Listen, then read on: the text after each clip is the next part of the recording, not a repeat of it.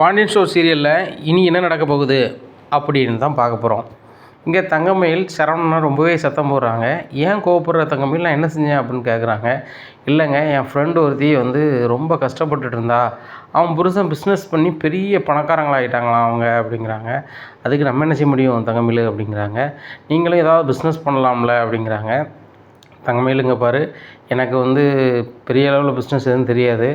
நான் பார்க்குறோம்ல அந்த வேலை மட்டும்தான் எனக்கு தெரியும். ரொம்ப நாளாக அந்த கடையில் தான் வேலை பார்த்துட்ருக்கேன் அப்படிங்கிறாங்க. அந்த பிஸ்னஸ் நீங்கள் பண்ணலாம்ல அப்படிங்கிறாங்க. மயில், அந்த மாதிரி பிஸ்னஸ் பண்ணால் பணம் நிறைய வேணும். அது போக எங்கள் அப்பாட்ட சொல்லணும், வைக்கணும். எங்கள் அப்பாட்ட சொல்லும்போது 1000 கேள்வி கேட்பாங்க அப்படிங்கிறாங்க. ஏங்க, நம்மளுக்குன்னு தனியாக தொழில் பண்ணால் தானாங்க நம்ம பெரிய ஆளாக வர முடியும். இப்போ பாருங்கள், ராஜி படிச்சுட்ருக்கா. அவள் நாளைக்கு ஒரு கவர்மெண்ட் எக்ஸாம் எழுதி கவர்மெண்ட் வேலைக்கு போயிடுவா. கதிரும் அப்படி போயிடுவார். சரியா? மீனா வேலை பார்க்குறாங்க. நாளைக்கு மாமா அப்படியே அந்த மளிகை கடையை செந்தில் தம்பிகிட்ட கொடுத்துருவாங்க. ஆனால் நம்ம 2 பேர் நிலைமையும் நினச்சி பாருங்கள். நான் ஹவுஸ் ஒய்ஃபாக இருக்கிறேன், நீங்கள் இன்னொரு ஆள்கிட்ட வேலை பார்க்குறீங்க. வேலை செய்கிற சம்பளத்தை எல்லாத்தையுமே உங்கள் அப்பாட்டையும் உங்கள் அம்மாட்டையும் கொண்டு கொடுத்துட்றீங்க. நம்மளுக்குன்னு என்ன இருக்கும்? நல்லா நினச்சி பாருங்கள் அப்படிங்கிறாங்க. தங்கமேல், நீ சொல்லுது புரியுது, நீனும் நினச்சா ஒன்று செய்யலாம் அப்படிங்கிறாங்க. என்ன அப்படிங்கிறாங்க. நீயும் அரசொலிராவதுக்கு கோச்சிங் சென்டர் போ, நீ படி, வேலைக்கு போ, நானும் ஒரு வேலையை பார்க்குறேன், நம்மளும் வாழ்க்கையில் முன்னேறிடலாம் அப்படிங்கிறாங்க. எங்கங்க பாருங்கள், எனக்கு ஹவுஸ் ஒய்ஃபாக இருக்கிறது தான் பிடிக்கும். நான் ஹவுஸ் ஒய்ஃபாக இருக்கிறதுக்கு தான் எங்கள் வீட்டில் கட்டி கொடுத்தாங்க. சரியா? நான் வேலைக்கு போகணும் வைக்கணும்னா எங்கள் வீட்டிலே நான் போயிருப்பேன். எனக்கு 2 டிகிரி முடிச்சுட்டு நான் சும்மா இருக்கணும்னு ஏன் இருக்குன்னு நினச்சிட்ருக்கீங்க? என் புருஷனை நல்லா பார்த்துக்கணும், போகிற வீட்டில் உள்ளவங்கள மாமனார் மாமியாரை நல்லா பார்த்துக்கணும், நாத்தனார் கொழுந்தேன் எல்லாத்தையுமே ரொம்ப சூப்பராக பார்த்துக்கணும், சாப்பாடு சௌகரியத்துலேருந்து எல்லாமே உபசரிக்கணும் அப்படின்னு மனநிலையில் தான் நான் இருந்துட்டேன். மைண்ட் செட்டும் அப்படி தான் இருக்குது. அதனால் நான் அரசொலிராமன்ங்கிறத கனவை நீங்கள் மறந்துடுங்க, அதை பற்றியே பேசாதீங்க. எனக்கு இப்போ நீங்கள் பிஸ்னஸ் பண்ணணும், என்ன செய்ய போகிறீங்க அப்படிங்கிறாங்க. மயில், நான் என்ன பண்ண முடியும் அப்படிங்கிறாங்க. என்னங்க நீங்கள் உங்கள் அப்பாட்டையும் பணத்துக்கு பிஸ்னஸுக்கு கேட்க மாட்டேறீங்க, என் நகையை வச்சு பண்ணாலும் பண்ண மாட்டேறீங்க அப்படின்ட்டு ஒரு ஃப்ளோவில் விடுறாங்க. அப்புறம் பையை இது பண்ணிக்கிறாங்க. ஆகா, நகையை கேட்டுறக்கூடாது அப்படின்னு சொல்லிட்டு உங்கள் அப்பாட்ட கேட்டால் தரமாட்டேன்னா சொல்ல போகிறாங்க, கேளுங்களேன் அப்படிங்கிறாங்க. இங்கே பாரு மயில், என்னை ரொம்பவே நம்புகிறாரு எங்கள் ஓனரு. என்ன, அவரை எதிர்த்து நான் தொழில் பண்ணால் நல்லா இருக்குமா அப்படிங்கிறாங்க. ஏங்க, அதெல்லாம் பார்த்தா முடியாதுங்க. எல்லோரும் தன்னுடைய குருவை எதிர்த்து தான் தொழில் பண்ணி தான் ஜெயிச்சிட்ருக்காங்க. அதுக்கப்புறம் அவங்க குருவுக்கே புரிஞ்சுக்கும், சரி அவனுக்கும் ஒரு குடும்பம் இருக்குது, தனியாக ஜெயிக்கணும்னு நினச்சி பண்ணியிருக்கான்னு சொல்லி மன்னிச்சு ஏற்றுப்பாங்க. இதான் உலகத்தில் நடக்கு. என் ஃப்ரெண்டு எவ்வளோ பெரிய ஆளாயிட்டான். இங்கே பாருங்கள், நம்மக்கிட்ட ஒன்றுமே இல்லை, உங்கள்கிட்ட பைக்கு மட்டும்தான் இருக்குது. அவள் கார் வச்சுருக்கா, சொந்த வீடு வச்சுருக்கா, தோட்டம் துறவு எல்லாமே இருக்குது அப்படிங்கிறாங்க. மயில், நம்ம வீட்லேயும் எல்லாமே இருக்குது அப்படிங்கிறாங்க. ஏங்க, இதெல்லாம் கூட்டில் தானங்க இருக்குது. உங்கள் அப்பா சம்பாரிச்சது தானே, நீங்கள் சம்பாரிச்சதா? உங்கள் தம்பி மாதிரி எல்லாருமே சேஃப்டியாக நாளைக்கு போயிடுவாங்க, நம்ம தாங்க கஷ்டப்படுவோம் அப்படிங்கிறாங்க. இங்கே ரொம்பவே குழப்பமாக இருக்குது. மயிலுங்க பாரு, 21,000 ரூபாயை கதிருக்கு கொடுக்கறதுக்கு நான் என்ன செய்யனே தெரியாமல் தடுமாறிக்கிட்டு கிடக்கேன். எனக்கு தெரிஞ்ச ஃப்ரெண்ட்ஸ்கிட்ட எல்லார்ட்டையுமே கேட்டுட்டேன். அது போக எங்கள் மாமாட்டிலேருந்து எல்லாத்தையும் கேட்டுட்டேன். கதிர் எப்படியோ அனுப்பியிருக்கான், அவனுக்கு நான் கொடுக்கணுமேன்னு சொல்லிட்டு அதுக்கு அலைஞ்சிட்டு கிடக்கேன். இந்த சூழ்நிலையிலையும் தனியாக பிஸ்னஸ் பண்ணணும் வைக்கணுங்க. அதுக்கு பணம் எங்கே இருக்குது? பணம் தான் இல்லையே. எங்கள் ஓனர் என்ன ரொம்ப நம்புகிறாரு. அவர்கிட்ட தான் இப்போ நான் இந்த 21,000 கேட்கலான்னு இருக்கேன் அப்படிங்கிறாங்க. எங்க கேட்டால் தருவாரா அப்படிங்கிறாங்க. இது வரைக்கும் எங்கள் ஓனர்கிட்ட நான் எதுவுமே கேட்டதில்லை. சம்பளத்தை மட்டும் தருவாப்புல, நான் அப்பாட்ட கொண்டு கொடுப்பேன். பாண்டியன் பையன் அப்படின்னு சொல்லிட்டு தனி மரியாதை வச்சுருப்பார் என் மேலே. நானும் சரி, நம்ம ஓனர் நம்மளை நம்புகிறாரு அப்படின்னு சொல்லிட்டு நான் கல்லால் கை வைக்கிறதோ போகிறதோ வரதோ எதுவுமே கிடையாது. ரொம்ப நேர்மையாக இருப்பேன். அதனால தான் என்ன கல்லாலே வச்சுருக்கிறாரு. அவர் சொந்த பையனை கூட கல்லால் உட்கார வைக்க மாட்டார். சரவணா நீ பார்த்துக்கோ அப்படின்ட்டு அவர் எங்கேனாலும் போயிடுவார். அப்படி இருக்கும்போது நான் அவருக்கு எதிராக தொழில் பண்ண சரியாக வராது தங்கமயில் அப்படிங்கிறாங்க. நீங்கள் இப்படியே சொல்லிக்கிட்டே இருங்க, கடைசி வரைக்கும் நம்ம இப்படியே இருக்க வேண்டியதான். உங்கள் அப்பாவை எதிர்பார்த்தே நம்ம நிற்கணும். நீங்கள் நேற்று வேலைக்கு போகும்போது பெட்ரோலுக்கு உங்கள் அப்பாவுக்கு காசு தரணும்னு சொல்லி நின்றுக்கிட்டே இருக்கீங்க. உங்கள் அப்பா வாக்கிங் போயிட்டு லேட்டாக வராங்க, அதுக்கப்புறம் நீங்கள் காசு வாங்கிட்டு வேலைக்கு போகிறீங்க. ஓனர் நேரம் ஆகிட்டுன்னு சொன்னதாக சொன்னீங்க. இப்படியே இருக்க முடியுமா? அது சரியாக வருமா? சம்பளம் வாங்கி கொண்டு ஒய்ஃப்கிட்ட கொடுக்கணும். ஆனால் அது சரியாக அந்த வருமானம் சரியில்லை அப்படின்னு சொன்னால் பிஸ்னஸ் பண்ணணும். அதுவும் பண்ணலைன்னா என்ன பண்ண முடியும்? இல்லைன்னா நீங்கள் செந்தில் தம்பி மாதிரி மளிகை கடையில் போய் தான் வேலை பார்க்கணும். இல்லை கதிர் மாதிரி நான் படித்து முடித்த உடனே நான் கோச்சிங் சென்டர் போய் எக்ஸாம் எழுதி பாஸ் பண்ணி போயிடுவேன், அரசொலிராயிருவேன் மாதிரி நீங்கள் ஏதாவது எக்ஸாம் எழுதி போகணும் அப்படிங்கிறாங்க. மயில், நீ எதை சொல்லுதியோ அதே மாதிரி தான் என் மைண்ட் செட்டும். என்னால் உட்காந்து படித்து எக்ஸாம் போடுற அளவுக்கு எனக்கு திறமையும் இல்லை, அது பண்ணையும் என்னால் முடியாது. என்னோடய நிலைமை இதுதான். ஏன்னா ரொம்ப நாளாக நான் அந்த படிப்பை தாண்டி தூர போயிட்டேன். எனக்கு அது புக்கை தூக்குனாலே எனக்கு பயமாக இருக்குது. என்னால் படித்து எழுதி பாஸ் பண்ணி வேலைக்கு போகிறதெல்லாம் சாத்தியக்கூறுகளே இல்லாமல் இருக்குது அப்படிங்கிறாங்க. எங்கே எதையாவது கொடுத்து வேலைக்கு போகிறவங்க இருக்காங்களா அப்படிங்கிறாங்க. எதையாவது கொடுத்து போகிறதுக்கு நேர்மை இல்லாமல் போகக்கூடாதுன்னு எங்கள் அப்பா சொல்லுவாங்க. அதில் எனக்கும் உடன்பாடு உண்டு. அதுபோக நம்மளுக்கு பணம் தர ஆளும் இல்லை அப்படிங்கிறாங்க. ஏங்க நீங்கள் கையில் வெண்ணி வச்சுட்டு இப்படி அலைகிறீங்க? நம்ம வீட்டில் எவ்வளோ காசு இருக்குது? எப்போவுமே நம்ம வீட்டு பீரோவில் 10 லட்ச ரூபா 15 லட்ச ரூபா வச்சுருக்குறாங்க. அது போக பேங்கில் லட்சக்கணக்கில் போட்டு வச்சுருக்குறாங்க. நகை ஏகப்பட்டது இருக்குது. இவ்வளோ வச்சு நம்ம தொழில் பண்ணலாம், இல்லைன்னா ஒரு அரசு ஊழியர் ஆகலாம், என்னத்தையாவது பண்ணலாம்லாங்க அப்படிங்கிறாங்க. இங்கே பாரு மயில், இதே தான் நான் சொல்கிறேன். உனக்கு வேணால் ஏதாவது பண்ண சொல்லுவோம் அப்பாவை அப்படிங்கிறாங்க. வேண்டாம் எனக்கெலாம் அரசு ஊழியர் எதுவும் வேண்டாம், என் புருஷன் பெரிய ஆளானா எனக்கு பெருமை அப்படிங்கிறாங்க. இங்கே பாரு மயில், எல்லாத்துக்கும் கால நேரம் கூடி வரும் அப்படிங்கிறாங்க. போங்க உங்கள்கிட்ட சொல்லி என்னோடய டைமே வேஸ்ட் ஆகிட்டு அப்படின்னு சொல்லிட்டு பெட்ஷீட்டை மூடிட்டு படுத்துக்கிறாங்க. காலையிலே இப்படி பண்ணுறாள், கடுப்பு ஏற்றுறாள் அப்படின்னு சொல்லிட்டு சாப்பிடாமே போயிடுறாரு. உடனே இங்கே கோமதி பார்த்துட்டே இருக்காங்க. என்ன இந்த சரவணன் சாப்பிடாமல் போயிட்டான், போகும்போது போயிட்டு வரமான்னு சொல்லிட்டு போகிறானே அப்படின்னு சொல்லிட்டு மயிலுன்ட்டு வராங்க. என்னத்தை அப்படிங்கிறாங்க. என்னம்மா காலையிலே படுத்து கிடக்க அப்படிங்கிறாங்க. கொஞ்சம் தலைவலிக்கு மாதிரி இருந்துச்சு, அதான் படுத்துட்டேன் அப்படிங்கிறாங்க. ஏம்மா அவன் சாப்பிடாமல் போகிறான் அப்படிங்கிறாங்க. அவங்க சாப்பிட்லையா அப்படிங்கிறாங்க. சாப்பிட்லம்மா அப்படிங்கிறாங்க. சரி சாப்பிடாம இருக்கட்டும், நான் என்ன சொன்னாலும் புரிஞ்சுக்க மாட்டேங்கிறத அப்படிங்கிறாங்க. என்னம்மா சொன்னேன் அப்படிங்கிறாங்க. இல்லை சார், அவருக்குன்னு தனியாக பிஸ்னஸ் பண்ணால் தான் நல்லது. ஒரு இடத்துல வேலை பார்த்துட்டே இருக்கார், அதை வச்சு 5 ரூபா காசு பிரயோஜனம் இல்லை. ஆத்திர அவசரத்துக்கு அவருக்கு தலைவலினா கூட மாத்திரை கூட அவர்கிட்ட துட்டு இல்லை. அதுக்கும் மாமாட்ட போய் தான் நிற்கணும். இப்போ ஒரு கடையில் தான் இருக்கார், அவருக்கு தலைவலிக்குன்னா ஒரு 2 ரூபா காசு இருந்தால் தான் ஏதாவது ஒரு தைலமாவது வாங்க முடியும். அது கூட அவர்கிட்ட இல்லை அப்படிங்கிறாங்க. சரிம்மா, அடுத்த மாதத்துலேருந்து அவனோட சம்பளத்தை அவனே வச்சுக்கிற மாதிரி நான் பார்க்குறேம்மா.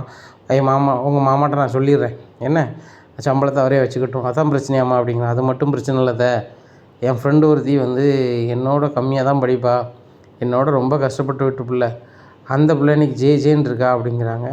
அது எப்படிம்மா, கஷ்டப்பட்ட பிள்ளைங்க அப்புறம் எப்படி ஜேன்னு இருப்பா அப்படிங்கிறாங்க. இல்லைத்த, போன வீடும் கஷ்டப்பட்ட வீடு தான், ஆனால் அவன் புருஷன் பிஸ்னஸ் பண்ணி பெரிய ஆள் ஆகிட்டார். அதை விட்டு சொன்னேன், இந்த மாதிரி சீக்கிரம் ஒரு பிஸ்னஸ் பண்ணுங்கள், ஜெயிக்க பாருங்கள், இப்படி ஒரு ஆள்கிட்டே வேலை பார்த்துட்டே இருந்தீங்கன்னா கடைசி வரைக்கும் நம்ம இப்படியே இருக்க முடியுமான்னு சொன்னேன் அப்படிங்கிறாங்க. ஏம்மா எல்லாத்துக்கும் கால நேரமாக கூட வேண்டாமாம்மா, உன் புருஷனுக்கு இப்போ தானே கல்யாணம் ஆகிருக்கு உங்களுக்கு, கொஞ்ச நாள் போகட்டும், அதுக்கப்புறம் நீங்கள் பிஸ்னஸ் பண்ணதை பற்றி உங்கள் மாமாட்ட பேசுகிறேன் அப்படிங்கிறாங்க. பேசுங்க இல்லைன்னா சரி வராது, ரொம்ப கஷ்டமாக தெரியுது. ஆத்திர அவசரத்துக்கு அவர் கையில் காசு இல்லை, சொல்லுதுன்னு தப்பான வச்சுக்காதீங்க, மாமா நல்லவர் தான், சீக்கிரத்தில் வேலை கொண்டு கொடுக்காரு. ஆனால் நேற்று பெட்ரோல் போடுறதுக்கும் அவர் செலவுக்கும் காசு இல்லாமல் ரொம்ப நேரமாக நின்றுக்கிட்டே இருந்தார். எனக்கே இது பார்க்க ரொம்ப கஷ்டமாக இருந்துச்சு. என் கையிலையும் காசு இல்லை, இப்போ நானும் ஒரு அரசு ஊழியர் ஆகிட்டேன், இல்லை என்கிட்ட வருமானம் இருந்துச்சு, இல்லைனா என்கிட்ட பணம் இருந்துச்சுன்னு நான் கையில் கொடுத்துருப்பேன், என் கையிலையும் காசு இல்லைங்கும் போது எனக்கு ரொம்ப வருத்தமாக போச்சுதே அப்படிங்கிறாங்க. மன்னிச்சிக்காமா, நீ நல்லா வசதியான வீட்டு பிள்ளை, ஒன்றையும் நான் கஷ்டப்பட விடுறது தப்பு தான், ஒன்றும் பிரச்சனை இல்லை, நீனும் உன் புருஷனும் கையில் செலவுக்கு இருக்கிற மாதிரி அடுத்த மாதத்துலேருந்து சம்பளத்தை உன் கையிலே தரத மாதிரி நான் சரவணன்ட்ட சொல்கிறேன், என் வீட்டுக்கார்ட்டையும் சொல்லிடுறேன் அப்படிங்கிறாங்க. சரித்த, முடிஞ்ச அளவு மாமாட்ட சொல்லி பிஸ்னஸ் பண்ணதுக்கு ஏதாவது பண்ணதுக்கு வழி பண்ணுவாங்க அப்படிங்கிறாங்க. சரிம்மா, இப்போ இருக்க சூழ்நிலையில் எதுவும் பேச முடியாது, கொஞ்ச நாள் போட்டு நான் பேசுகிறேன் அப்படிங்கிறாங்க. சரித்த, ரொம்ப நன்றி அப்படிங்கிறாங்க. நீ சாப்பிட்லையா அப்படிங்கிறாங்க. என் புருஷனே சாப்பிடல தானே, எப்படி தான் சாப்பிட முடியும் அப்படிங்கிறாங்க. அப்படிலாம் இருக்காத, இப்போ நான் சரவணனுக்கு ஃபோன் பண்ணி அங்கே கடையில் சாப்பிட சொல்லுவேன், நீங்கள் சாப்பிடு அப்படிங்கிறாங்க. இல்லை சார், நீங்கள் உங்கள் பையனுக்கு ஃபோன் பண்ணி கேளுங்க அப்படிங்கிறாங்க. என்னடி நீ அப்படின்னு சொல்லிட்டு ஃபோன் எடுத்து, ஹலோ சரவணா அப்படிங்கிறம்மா அப்படிங்கிற, எங்கே இருக்க அப்படிங்கிறாங்க. கடைக்கு போயிட்டோம்மா அப்படிங்கிறாங்க. டேய் கடையில் சாப்பிட்டுடா அப்படிங்கிறாங்க. வேணாம்மா அப்படிங்கிறாங்க. டேய் நீ சாப்பிட்டா தான்டா அவன் முன்னாடி சாப்பிடுன்னு சொல்லிட்டு இருக்கா, ஒழுங்கு மரியாதையை சாப்பிடுங்க, ஒவ்வொருத்தருக்காக சாப்பிட்டீங்களான்னு கேட்கறது தான் எனக்கு வேலையாடா, நீ சாப்பிடுங்கடா அப்படிங்கிறாங்க. உடனே சரிம்மா அப்படிங்கிறாங்க. கடையில் போய் சாப்பிட்றாங்க. சாப்பிட்டோமா அப்படிங்கிறாங்க. தங்கமயில அவன் சாப்பிட்டா, நீ சாப்பிடுமா அப்படிங்கிறாங்க. அதுக்கப்புறம் சாப்பிட்டாங்க. இதை பார்த்த உடனே அரசு சொல்கிறாங்க, ஏன் நீ அண்ணன் சாப்பிடலாம் நீங்கள் சாப்பிட மாட்டீங்களா அப்படிங்கிறாங்க. அது எப்படி அரசி சாப்பிட முடியும் அப்படிங்கிறாங்க. கல்யாணத்துக்கு முன்னாடி நீங்கள் உங்கள் அப்பா அம்மா சாப்பிட்ட பிறகு தான் சாப்பிடுவீங்களா அப்படிங்கிறாங்க. இல்லையே, அப்படிலாம் ஒன்றும் இல்லையே அப்படிங்கிறாங்க. அவங்க பெத்த ஒரே ரத்தத்தில் நீங்கள் பிறந்தவங்க, ஆனால் அவங்க சாப்பிடலை, ஆனால் நீங்கள் சாப்பிட்றீங்க. இங்கே அண்ணன் சாப்பிடலைன்னா நீங்கள் சாப்பிட மாட்டேறீங்க, என்ன நீ அர்த்தம் அப்படிங்கிற. சும்மா அதெல்லாம் உனக்கு தெரியாது, கல்யாணம் முடிஞ்சால் தான் தெரியும் அப்படிங்கிறாங்க. ஏம்மா கல்யாணம் முடிஞ்சப்பறம் நானும் என் புருஷன் சாப்பிட்ட பிறகு தான் சாப்பிடணுமா அப்படிங்கிறாங்க. என்னடி ஒரே கல்யாணம்னு பேசிகிட்டு இருக்கேன், பேசாமல் கல்யாணம் முடிச்சு வச்சுருமா, உங்கள் அப்பா மனக்கோட்டை கட்டிகிட்டு இருக்காரு, என் மாவா பெரிய கலெக்டரான பிறகு தான் கல்யாணம் முடிச்சு கொடுப்பேன், அப்படி செய்வேன் இப்படி செய்வேன்னு சொல்லிக்கிட்டு இருக்காரு. ஆனால் நீ கல்யாணம் முடிக்கணும்னு நினைத, இந்த கதிர் மாதிரியும் இந்த செந்தில் மாதிரியும் நீ கல்யாணம் எதுவும் முடிச்சு விடுவியா அப்படிங்கிறாங்க. அம்மா நான்லாம் அப்படி கிடையாதும்மா அப்படிங்கிறாங்க. அப்படி இருந்துக்க ஒழுங்கா, சரியா, உங்கள் அப்பா மானத்தை நீனா அதை காப்பாற்று அப்படிங்கிறாங்க. ராஜி வந்துடுறாங்க. என்னத்தை எப்படி சொல்கிறீங்க அப்படிங்கிறாங்க. சாரி ராஜி, ஒரு ஃப்ளோவில் வந்துட்டு அப்படிங்கிறாங்க. இந்த மீனா வராங்க. அப்படி தான் ராஜி இப்போ அத்தைக்கு நிறைய வாட்டி ஃப்ளோவில் நிறைய வருது. ஆனால் அந்த ஃப்ளோவில் வரது பூரா நம்ம 2 தான் டேமேஜ் பண்ணுவாங்க அப்படிங்கிறாங்க. ஏய் மீனா, நீ வேலைக்கு கிளம்பலையா அப்படிங்கிறாங்க. அத்தை இன்னைக்கு கவர்மெண்ட் லீவு அப்படி. என்னது கவர்மெண்ட் லீவா அப்படிங்கிறாங்க. ஆமாத்த அப்படிங்கிறாங்க. ஓ சரி சரி. கதிர் எங்கே அப்படின்னு ராஜிட்டு கேட்காங்க. அவர் தூங்கிட்டு இருக்காரு அப்படிங்கிறாங்க. பரவாயில்லையே, தூங்க மாட்டான் ரொம்ப நேரத்துக்கு அப்படிங்கிறாங்க. நைட்டுக்கு ரொம்ப நேரம் கழிச்சு தான் வந்தார் அப்படிங்கிறாங்க. எத்தனை மணிக்கு வந்தான் அப்படிங்கிறாங்க. 3:30 மணிக்கு தான் வந்தார் அப்படிங்கிறாங்க. 3:30 மணி வரைக்கும் என்னடி வேலை அப்படிங்கிறாங்க. கார் எங்கேயோ ஓட்ட போயிருப்பார் போல், 3:30 மணிக்கு வந்திருக்காரு, இப்போ தான் தூங்கிட்டு கிடக்காரு அப்படிங்கிறாங்க. சரிடி, அவனுக்கு எந்திரிச்சோன்னே நல்ல மாதிரி சாப்பாடு கொடு, தங்கமயில் நம்ம 2 பேரும் கடை போய்ட்டு வருமா அப்படிங்கிறாங்க. எத்த எனக்கு ஒரு மாதிரி இருக்குது அப்படிங்கிறாங்க. மீனா சொல்கிறாங்க. அத்தை நான் வரலாமா அப்படிங்கிறாங்க. நான் ஒத்தியிலே போய்க்கிறேன் அப்படிங்கிறாங்க. அத்தை அப்போ இன்னுமே நீங்கள் எங்கிட்ட ஒழுங்காக பேசலையா அப்படிங்கிறாங்க. சரிடி வாடி அப்படிங்கிறாங்க. ராஜி சொல்கிறாங்க. நானும் வரேன் அப்படிங்கிறாங்க. சரி வாங்க அப்படின்னு சொல்லிட்டு 3 பேரும் போகிறாங்க. இவங்க 3 பேரும் ஒற்றுமையாக போகிறத பார்த்த ராஜியோட பாட்டிக்கு ரொம்பவே சந்தோஷமாக இருக்குது. அவங்க வீட்டுக்குள்ளே வருத்தம் யாருமே ராஜிட்டையும் மைனாட்டையும் பேச மாட்டேங்காங்கன்னு சொல்லி பழனி சொன்னான். ஆனால் 3 பேரும் பேசிட்டாங்க. எப்பா ரொம்ப சந்தோஷம் அப்படின்னு சொல்லிக்கிட்டு தனியாக பேசின்னு இருக்காங்க. மாறி வராங்க. என்னத்தை எதிர்த்த வீட்டில் என்ன நடக்குது ஏது நடக்குதுன்னு பார்க்கிங்களா அப்படிங்கிறாங்க. ஆமாம் உண்மைதான், கோமதி வீட்டில் எல்லாம் தனித்தனியாக இருந்தாவா, இப்போ பேச ஆரம்பிச்சிட்டாவா, ராஜி மீனா கோமதி ஒன்றாவே எங்கேயோ போகிறாவா, ஒரு கூடையை கையில் வச்சுருக்காவா அப்படிங்கிற. அப்படியா தான். சரி சரி சந்தோஷமாக இருந்தால் சரி தான். ஏற்ற வீட்டிலே இருக்காங்க, நம்ம சொந்தக்காரங்களாகவும் இருக்காங்க. ஆனால் வந்து அவங்ககிட்ட பேசவும் முடியல, சிரிக்கவும் முடியல. நம்ம வீட்டில் இருக்க ஹிட்லர்கள் பூராமே அப்படி இருக்காங்க அப்படிங்கிறாங்க.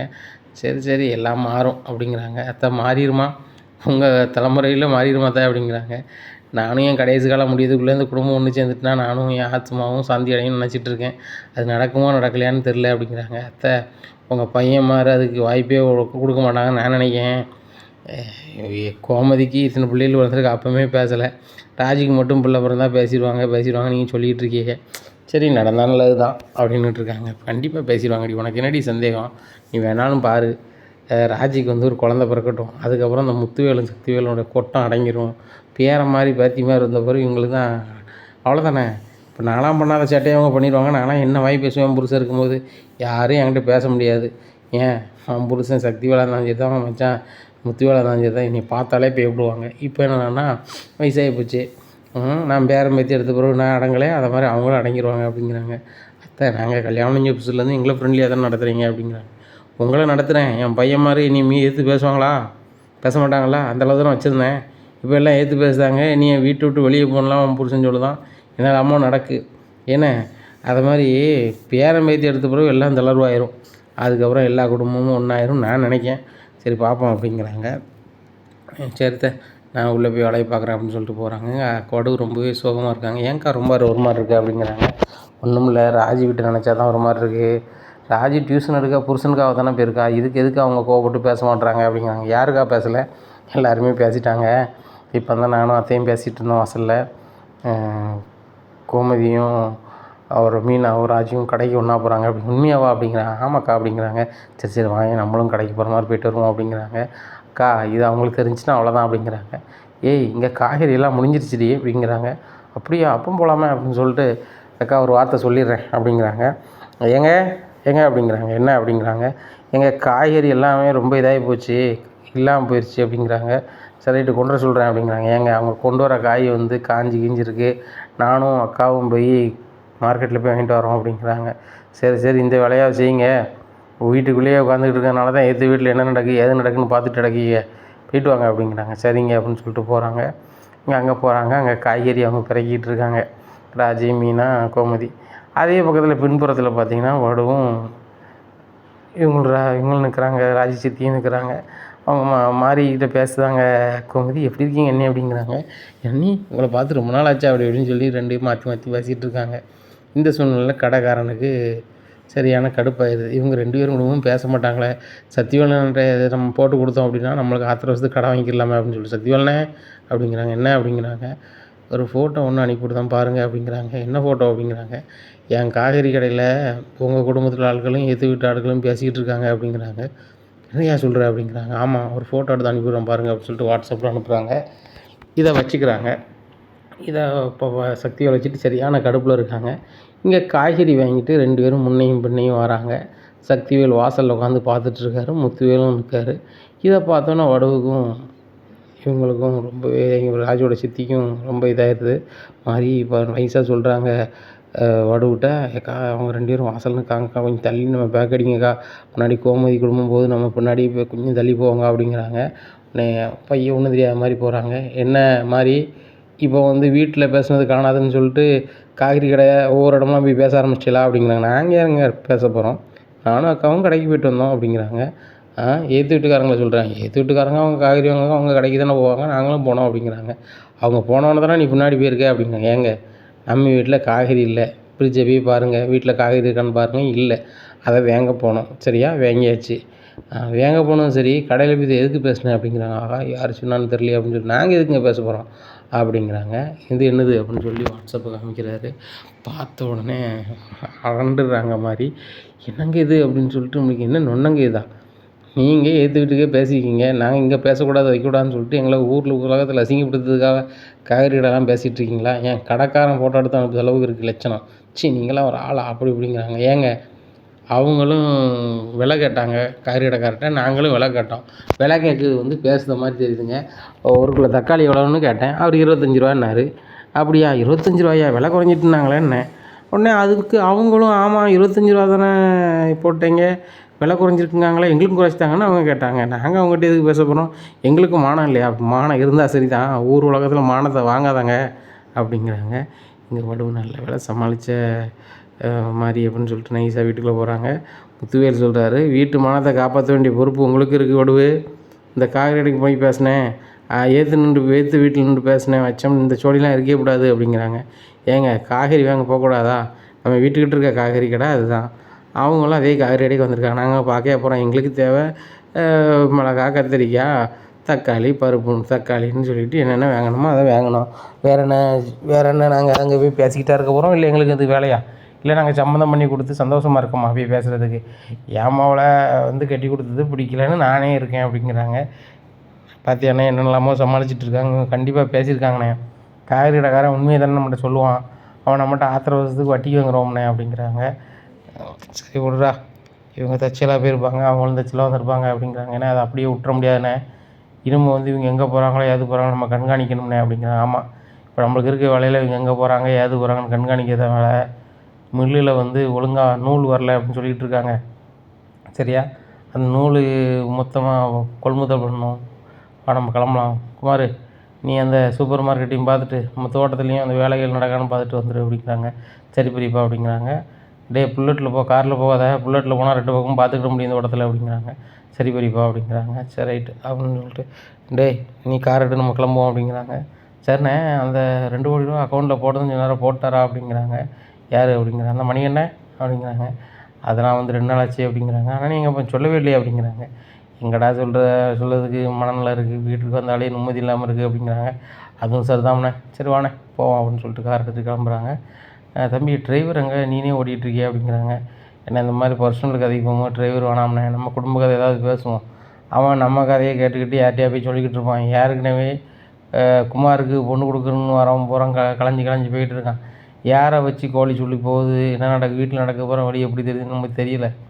அப்படி இருக்கும்போது 3ஆம் மனுஷன் ஒன்று வேண்டாம்னு சொல்லி டிரைவர் நிப்பாட்டோம்னே, எங்கேயும் போகணுன்னா நான் சொல்லுங்கள், நான் ஓட்டுறவங்களுக்கு பர்சனலாக, அப்படி நம்ம பர்சனலாக போனால் நம்ம 2 பேருமே தனித்தனியாக கார் ஓட்டுவோம்னே, எங்கேனாலும் போய்க்கலாம்ண்ணே, டிரைவர் வேண்டாம்ண்ணே, குமார் தான் கார் ஓட்டுவோண்ணே, இன்னொரு ஆளை வச்சுக்கிட்டு நம்ம வீட்டு நடக்க போகிறோம் வெளியே தெரியுதுண்ணே, குமார் கல்யாணம் முடியுது வரைக்கும் நம்ம வந்து வீட்டு விஷயம் வெளியே தெரியாமல் இருக்கணும்ண்ணே, அப்படி தெரிஞ்சிச்சுன்னா கண்டிப்பாக கல்யாணம் ஆகாதுண்ணே, நம்ம வீட்டில் உள்ள ஆட்கள் பூரா இப்படி நம்மளுக்கும் ஏற்று வீட்டுக்கும் ஆகாது, நம்மளுக்கு தெரியாமல் பேசுதாங்க வைக்காங்கன்னா இந்த விஷயமெல்லாம் வந்து வெளியே தெரியுது, ஒவ்வொருத்தராக கேட்டு வந்து கிண்டல் பண்ணுதாங்க வைக்காங்க, அது நல்ல இல்லை.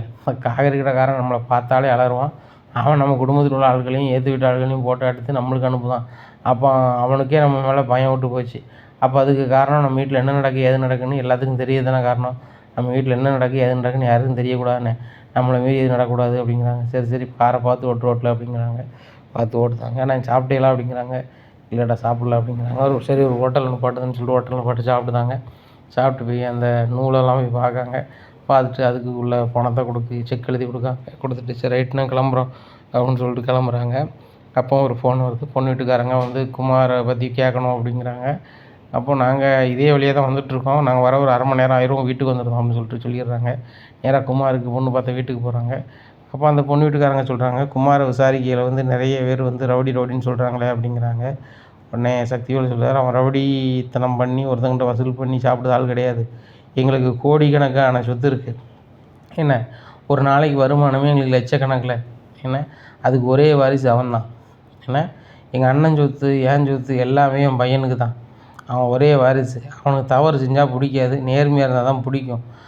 தங்கிட்ட வேலையே பார்த்தாலும் தப்பு பண்ணால் அவனுக்கு பிடிக்காது. அதை தட்டி கேட்டால் நீங்கள் ரவுடிங்க.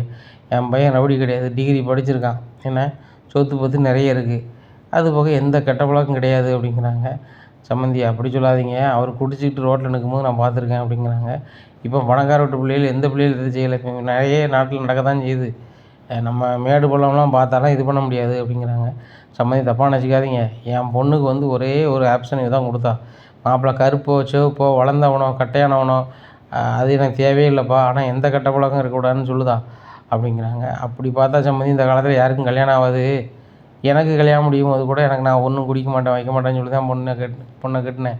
ஆனால் வந்து கட்டின பிறகு எனக்கு எல்லாமே வந்துட்டு, ஆனால் அந்த காலகட்டத்தில் எனக்கு எதுவுமே இல்லை.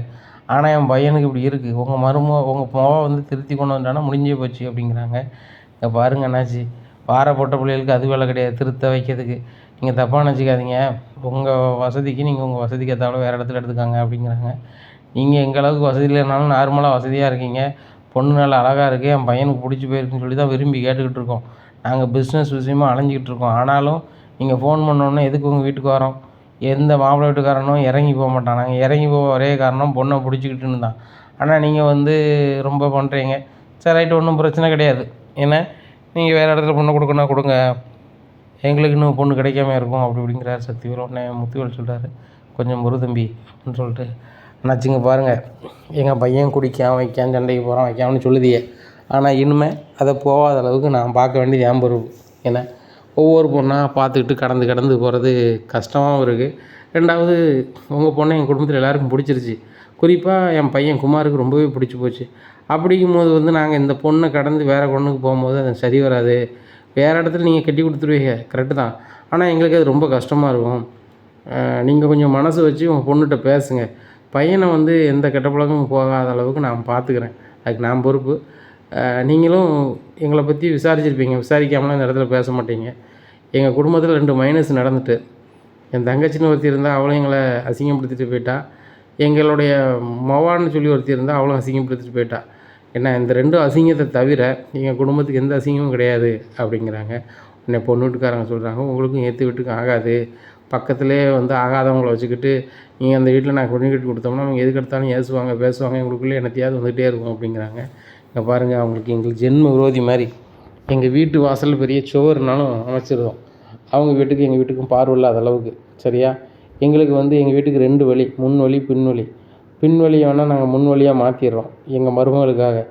ஏன் எதிர்த்து வீட்டுக்காரனுக்காக இல்லை, நாங்கள் முன்னாடியே பின்னாடி வழியாக பண்ணணும்னு நினைக்கும் போது எதிர்த்து வீட்டுக்காரனுக்காக நம்ம எதுக்கு இப்படி பண்ணணும், நம்ம வந்து பாரம்பரியமாக அந்த இடத்துல வாழ்கிறோம். அவன் அந்த காலி பணியை வாங்கி போட்டு வீடு கட்டியிருக்கான் வீம்புக்கு, அவன்கிட்டலாம் நம்ம வந்து சரிசமமாக போகணுமாங்கிறதுக்கு தான் அப்படி போயிட்டு இருந்தோம். ஆனால் இப்போ இப்படி நீங்கள் சொல்லையில் வந்து கண்டிப்பாக என் மருமக வந்து நல்லா இருக்கணும், என் பையன் வாழ்க்கை வீரியமாக இருக்கணும்னா நீங்கள் சொன்னதை நான் கேட்க தயாராக தான் இருக்கேன் அப்படிங்கிறாங்க. இவ்வளோ இறங்கி வரீங்க, இருங்க என் பொண்ணுட்டு பேசிட்டு வரேன்ட்டு போகிறாங்க. ஏம்மா அங்கே பாரு, பையனோட பெரியப்பாவும் எப்பாவும் பெரிய இடத்து ஆள்கள், அவங்க குடும்பமே பெரிய ஆள்கள், பெரிய இடத்து பையங்க அப்படி இப்படி இருக்கிறது ஜகஜம்தான். ஆனால் அந்த பையன் வந்து இன்னும் குடிக்க மாட்டான் வைக்க மாட்டான் நல்ல மாதிரி மாறிடுவான், அதுக்கு நான் பொறுப்புனா என் பெரியப்பா பொறுப்பு வைக்காரு.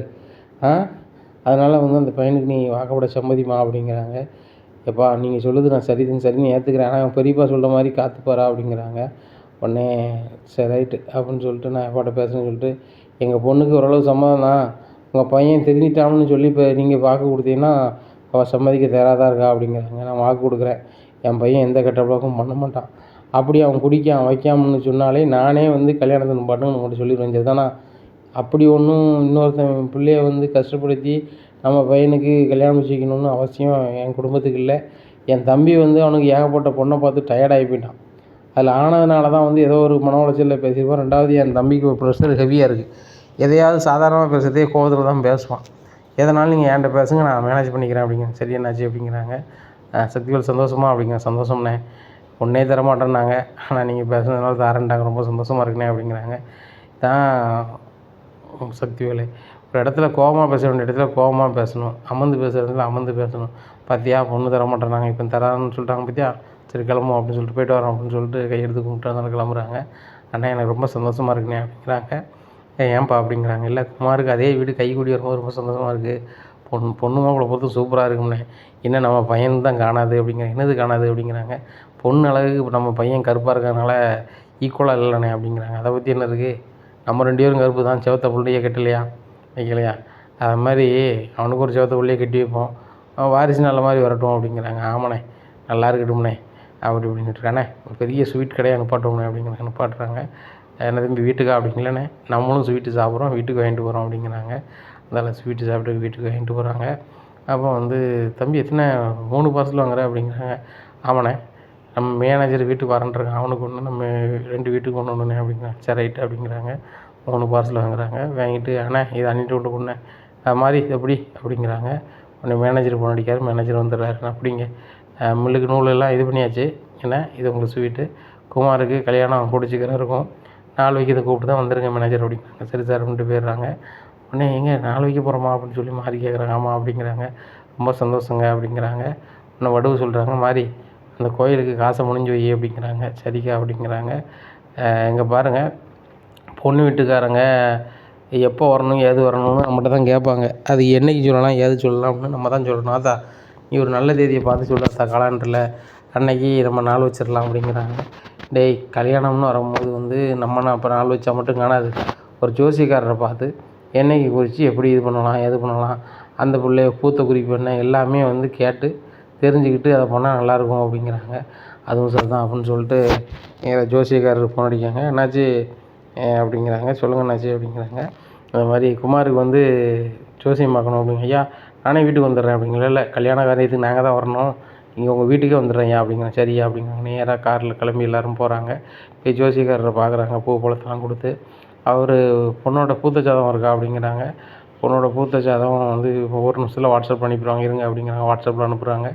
இதை பார்த்துட்டு இந்த தேதியில் நாள் வச்சு இந்த தேதியில் கல்யாணம் முடிச்சா நல்லாயிருக்கும் அப்படிங்கிறாங்க.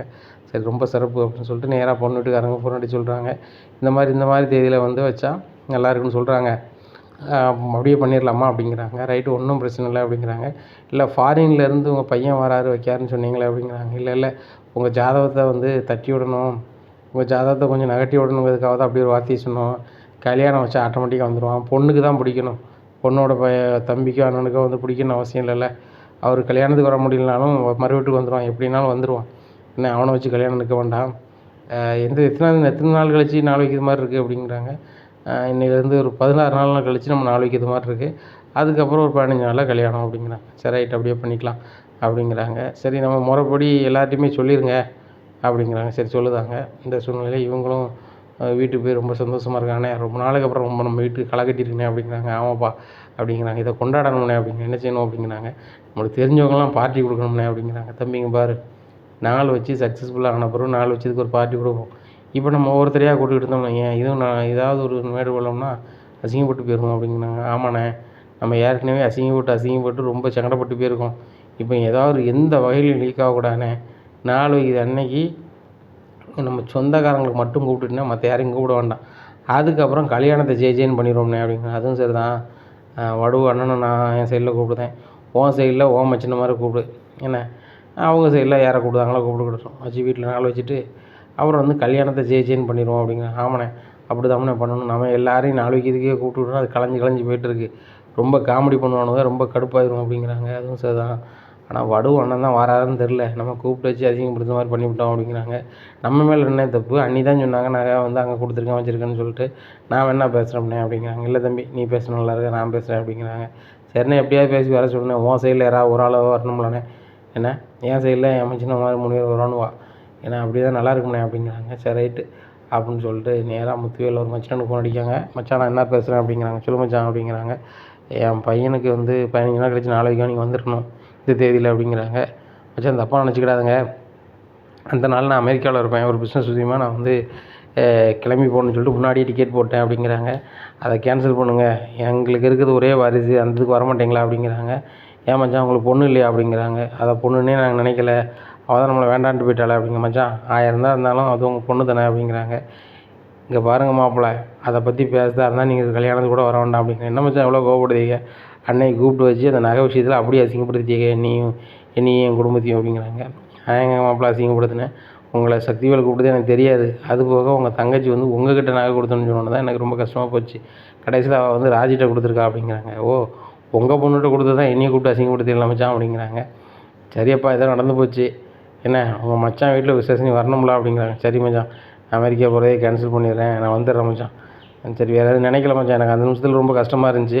நான் என் தங்கச்சியை கட்டி கொடுத்துட்டு உங்களுக்கு நான் வந்து உங்கள்கிட்ட வருத்தப்பட முடியுமா அப்படிங்கிறாங்க. சரி சரி சரி விடு அப்படிங்க. சரி வந்து சேர்ந்துரு அப்படிங்கிறாங்க. சரி அப்படிங்கிறாங்க. என்னென்ன சொன்னார் உங்கள் மச்சான் அப்படிங்கிறாங்க. அவர் வந்துடுவார் அப்படிங்கிறாங்க. அவரை பற்றி தெரியும், நம்ம என்னத்தை பேசினாலும் அவர் கடைசியில் கோவத்தை குறைச்சிடுவார். அதனால தானே நம்ம லெவலை தாண்டி நம்ம போகிறோம் அப்படிங்கிறாங்க. இல்லைடா, அவன் நிலைமையில் நம்ம இருந்தாலும் அப்படி தானே. சரி உன் மச்சானுக்கு ஃபோன் அடிச்சு சொல்லு அப்படிங்கிறாங்க. சரிண்ணே அப்படிங்கிறாங்க. நேராக ஃபோன் அடிச்சு சொல்கிறாங்க. என்ன மச்சான் ஃபோன் அடிச்சு சொல்லுதீங்க, நேரில் வந்து சொல்ல மாட்டீங்களா உங்கள் பையனுக்கு நாள் வைக்கிறதுக்கு அப்படிங்கிறாங்க. டேய், நீ என் மாப்பிள்ளை மாதிரி தானடா அப்படிங்கிறாங்க. பாருங்கள், நாங்கள் தான் தாய் மாமா, எங்களுக்கெல்லாம் வந்து முறைப்படி பழங்களை வச்சு எங்கள் வகையறாக வந்து அப்படி தான் வந்து சொன்னால் தான் வருவோம் அப்படிங்கிறாங்க. அப்படியா, சரி ஃபோனை வை அப்படின்னு சொல்லிட்டானே, இப்படி சொல்கிறாங்கண்ணே அப்படிங்கிறாங்க. அதான் உண்மை. இப்போ நான் வந்து என் மச்சினனுக்கு ஃபோன் பண்ணி சொன்னோம்னா ரெண்டாஞ்சொக்கா 2 போயிடும். ஆனால் நீ வந்து கண்டிப்பாக வந்து நேரில் போய் தான் சொல்லணும். நீ ஃபோனில் சொன்னதுங்கும் போது சரி உன் மச்சின மாதிரி எப்படி எடுத்துக்கிட்டான்னு தெரில அப்படின்னு நினச்சேன். சரி ரைட்டு வா, நம்ம போய்ட்டு வந்துருமா போ அப்படிங்கிறாங்கண்ணே. மணி 6 மணி ஆகிட்டேண்ணே அப்படிங்கிறேன். 6 மணி தானே ஆச்சு, 7 மணிக்குள்ளே வந்துடலாம், ஒன்றும் பிரச்சனை இல்லை. உன் வீட்டம்மாவையும் கூப்பிடு, வடுவையும் கூப்பிட்றேன், அம்மாவையும் கூப்பிட்டு போய்ட்டு வந்துடலாம் அப்படிங்கிறாங்க. சரிண்ணே அப்படிங்க. வடுவே அப்படிங்கிறாங்க முத்துவேல். என்னங்க அப்படிங்கிறேன். பிறப்படு அப்படிங்க. எங்கே போகிறோம் அப்படிங்க. எங்கே போகிறோன்னு சொன்னால் தான் பிறப்படு அப்படிங்கிறாங்க. அதான் நீனும் பிறப்படு அப்படிங்கிற. டேய் என்கிட்டயா சொல்லுங்கடா எங்கே போகிறோம் அப்படிங்கிறாங்க. சக்திவேலோட மச்சினமாரை பார்க்க போகிறோம், குமாருக்கு நாள் வைக்கிறதுக்கு அவங்களுக்கு நேரில் போய் சொல்லணுமா அப்படிங்கிறாங்க.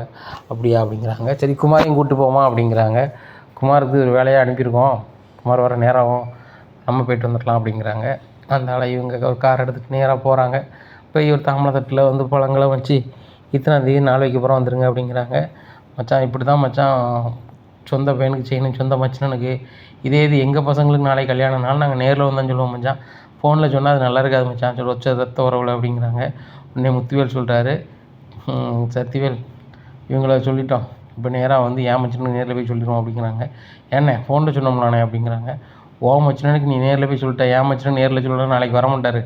ஏன்னு கேட்டால் நம்ம அன்றைக்கி வீட்டில் கூட்டி வந்து அசிங்கப்படுத்த மாதிரி ஆகிப்போச்சு, அதனால் நேரில் போய்ட்டு வந்துடுவோம் அப்படிங்கிறாங்க. வடுவு சொல்கிறாங்க, நான் வீட்டுக்குள்ளே வரலங்க அப்படிங்கிறாங்க. நீ ஒரு வாட்டில் பரவாயில்ல, நானும் சக்திவேலும் போய்ட்டு வரோம் அப்படிங்கிறாங்க. அதனால் கார் போய் நிப்பாட்டுது. உடனே நேராக போகிறாங்க, தாமரை தட்டோட போகிறாங்க. என்ன மச்சான் அப்போ தான் ஃபோன் அடிச்சிங்க வந்துட்டீங்க அப்படிங்கிறாங்க. இல்லை நேரில் சொல்லாமல் இருக்குது ஒரு மாதிரி இருக்குல்ல அப்படிங்கிறாங்க. அதெல்லாம் என்ன மச்சான் இருக்குது, நீங்கள் சொல்லிட்டீங்க, நீங்கள் எங்களுக்கு சொல்லுதே பெரிய விஷயம், என்ன அன்றைக்காவது என்னை வீட்டில் கூட்டி போய் அசிங்கப்படுத்தாமல் இருந்தால் சரி தான் அப்படிங்கிறாங்க. மச்சான் அன்றைக்கி நடந்து நீங்கள் மறக்கலையா அப்படிங்கிறாங்க.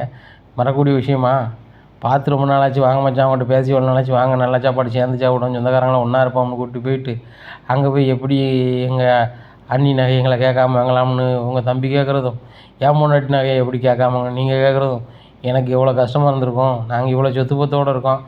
அன்றைக்கி அவளை நகை போட்டு என் தங்கச்சி எது கட்டி கொடுத்தோம்.